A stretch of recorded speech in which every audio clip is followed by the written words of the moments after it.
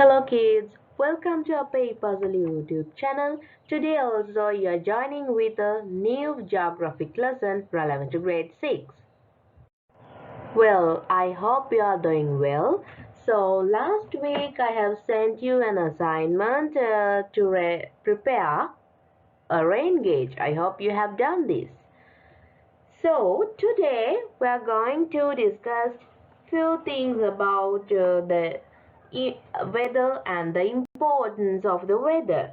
So by knowing all the weather factors, what are the benefits that we can get? Well, if we concern about the importance of the knowledge of the weather, you can plan your day-to-day activities properly without any barrier. And also, especially, we can reduce most of the damages which caused for life and property due to the floods, droughts, cyclones and landslides, etc. All these factors, we call them disasters.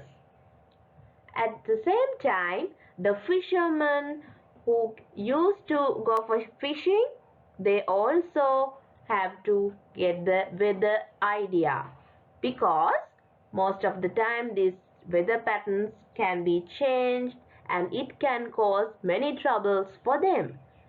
So if you go through the weather report for weather forecasting in television, in radios, it is important to be aware of the weather pattern that is having on the situation. And also for the farmers, it is important to plan their agricultural activities. So likewise, we have lots of benefits by knowing all the weather elements, and we have to get the idea of the weather. So let's start another topic, that is geographical landscape. What do you mean by geographical landscape? Actually, a landscape is the visible features of an area of land and its landforms and how they integrate with natural or man-made features. So, in this topic, today we are going to talk about our school surrounding and the landscape of our school surrounding. If we consider about the geographical features, we can identify highlands, gardens, streams, forests, rivers, playgrounds, roads, cultivated lands, lowlands, as well as buildings.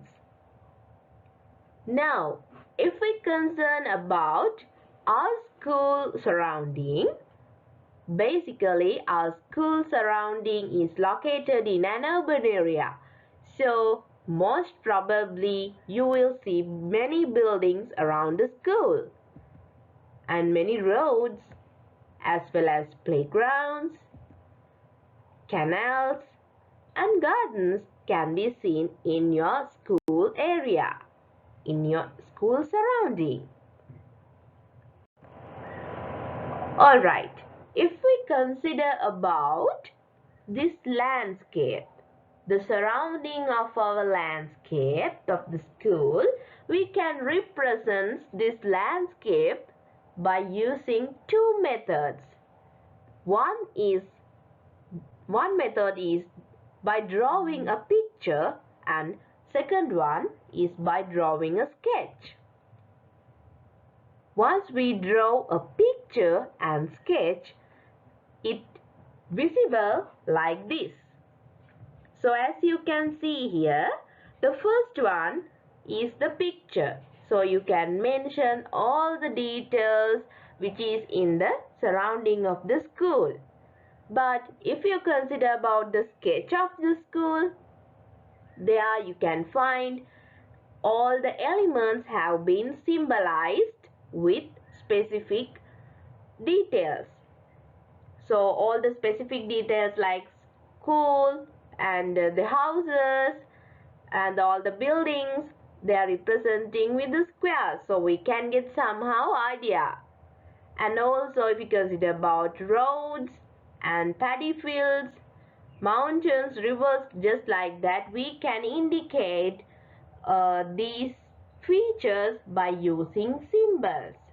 So basically, if we are drawing with colors and many factors, we can draw pictures, while we can draw important features. We can take only important features and we can sketch it out by using symbols.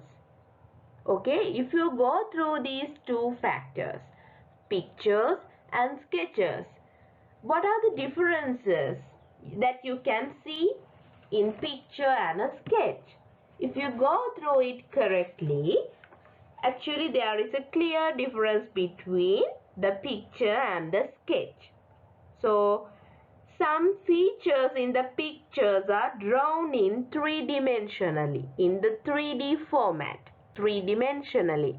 But if you consider about the sketch, it doesn't represent in the 3D format. Instead of that, they have been used symbols to represent all the facts. And the features which is on the sketch is representing in a plane figures. That means it's already in the 2D format. It's already a plane figure.